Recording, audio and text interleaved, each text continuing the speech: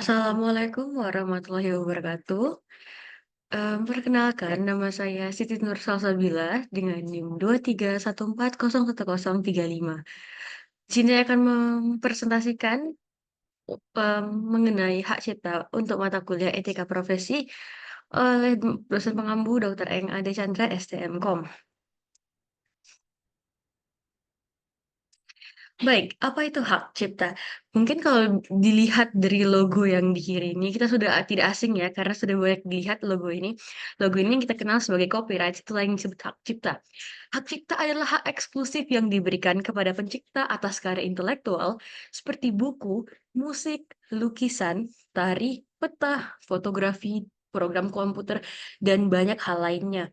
Hak cipta memberikan pemilik hak untuk mengendalikan penggunaan, reproduksi, dan distribusi karya mereka. Ini berarti mereka memiliki hak untuk membiarkan orang lain, membiarkan atau melarang orang lain untuk menggunakan karya tersebut tanpa izin selama masa berlaku hak cipta tersebut.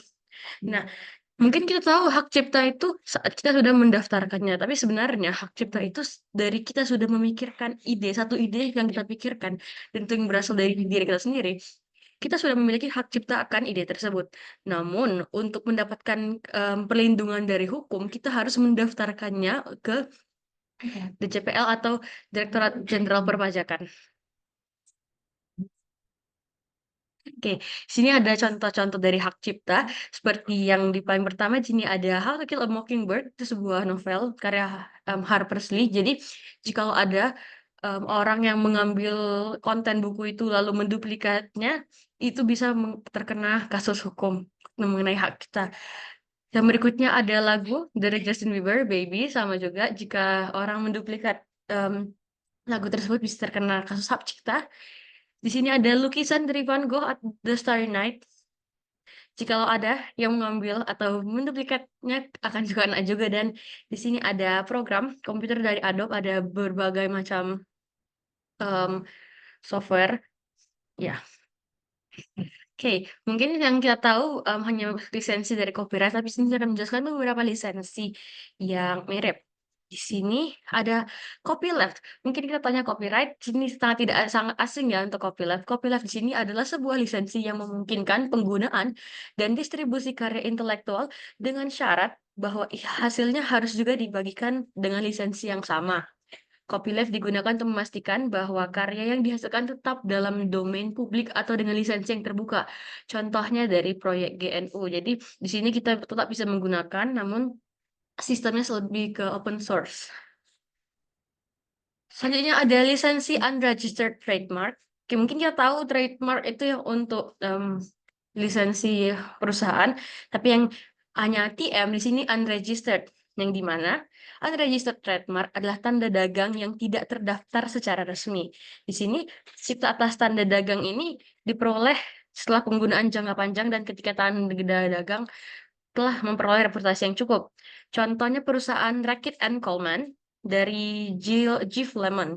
Di sini perusahaan Reckitt and Coleman memiliki hak cipta atas tanda dagang Jif Lemon melalui prinsip hukum common law. Meskipun tidak terdaftar secara resmi, mereka dapat mengajukan klaim melalui tort of passing off untuk melindungi reputasi dan goodwill perusahaan mereka. Namun kembali lagi, di sini adalah unregistered. Lebih baik jika kita memiliki tanda dagang yang kita registered. Di sini adalah lisensi registered trademark.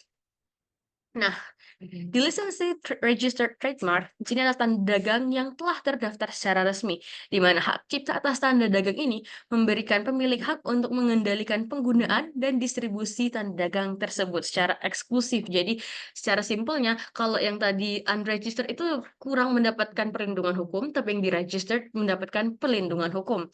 Contohnya adalah Apple Inc., yang dimana Apple memiliki hak cipta atas tanda dagang Apple secara resmi, dan mereka dapat mengajukan klaim untuk hukum dagang untuk melindungi tanda dagang tersebut dari penggunaan yang tak sah. Contoh kita mau buat handphone, kita buat Apple di situ, kita pasti kena permasalahan hukum karena sudah menyalahin dari konsep registered trademark ini. Selanjutnya ada lisensi service mark. Jika trademark itu tanda dagang, di sini service mark untuk tanda dagang yang mengidentifikasi layanan atau jasa. Di mana service mark adalah tanda dagang yang digunakan untuk mengidentifikasi layanan atau jasa Dan hak cipta atas service mark diberikan pemilik hak untuk mengendalikan penggunaan dan distribusi layanan tersebut secara eksklusif. Sebagai contohnya, sini ada McDonald's. McDonald's memiliki hak cipta atas service mark Golden Arches yang digunakan untuk mengidentifikasi layanan makanan dan minuman mereka. Mereka dapat mengajukan klaim melalui hukum dagang untuk melindungi service mark tersebut dari penggunaan yang tidak sah. Untuk trademark lebih ke tanggal dagang distribusi secara biasa. Untuk service mark ini layanan atau jasa ya. Service and trade.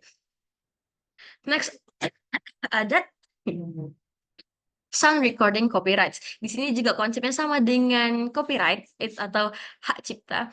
Namun di sini khusus untuk yang sound atau hak cipta atas rekaman suara. Di sini hak cipta rekaman suara atau sound recording copyrights adalah hak eksklusif yang diberikan kepada pencipta rekaman suara. Ini rekaman suara adalah karya intelektual yang terdiri dari seri suara musik, percakapan, atau suara lainnya yang telah difiksasi dalam media tangible seperti disk, kaset, atau file digital.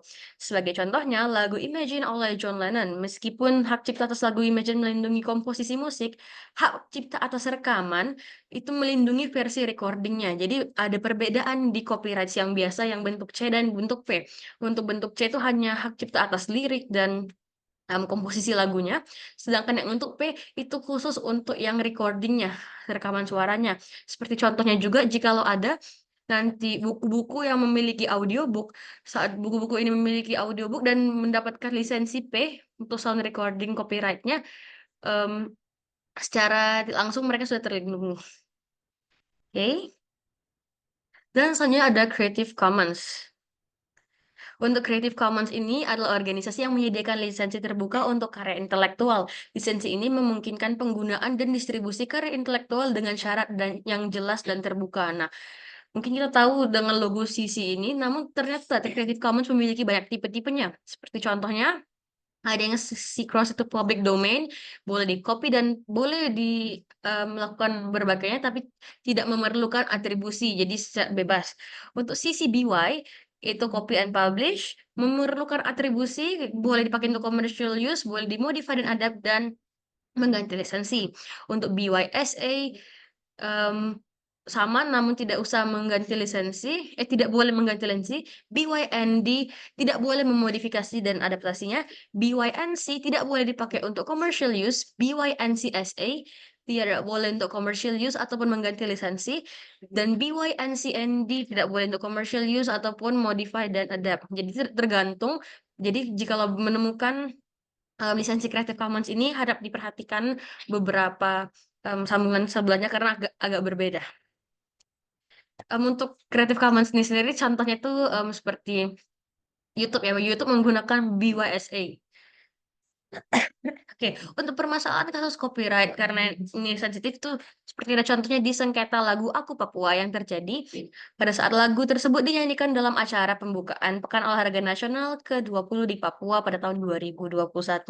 Di mana lagu Aku Papua ciptaan Frankie Sahilatua yang kemudian dinyanyikan oleh 3 penyanyi asal Papua yakni Endo Kodolongit, Michael Jakari Milena, dan Noella Elizabeth Aupray. Dalam upacara pembukaan PON ke-20 Papua di Stadion Utama Lukas NB Jayapura, penggunaan lagu ini menuai kontroversi karena tidak ada izin dari istri mendiang Frankie Harwantiningrum, di mana Frankie Harwantiningrum adalah pencipta dari lagu ini.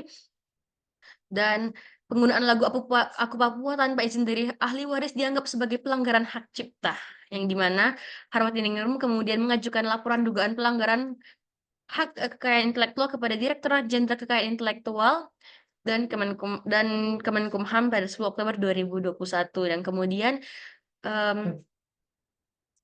selesai dengan mediasi. Selanjutnya ada plagiarisme dari akun YouTube calon sarjana, di mana akun YouTube calon sarjana telah memiliki sekitar 13 juta subscriber dan menjadi sorotan karena kasus plagiarisme konten.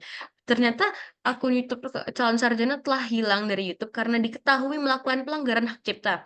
Pihak YouTube menghapus akun calon sarjana karena banyak menggunakan thumbnail video milik akun lain di luar negeri tanpa izin, di mana kasus plagiarisme ini terungkap setelah akun Twitter Jayton YouTube mengungkapkan bahwa calon sarjana mencuri konten miliknya tanpa memberikan kredit. Nah, jadi Walaupun kita me-remake video itu, namun konsepnya itu sama dengan konsep video lain tuh ternyata kita bisa terkena kasus pelanggaran hak cipta juga. Jadi agak diperhatikan jika ada yang membuat konten, jikalau sama boleh dikasih kredit untuk siapapun inspirasi kita untuk video-video tersebut.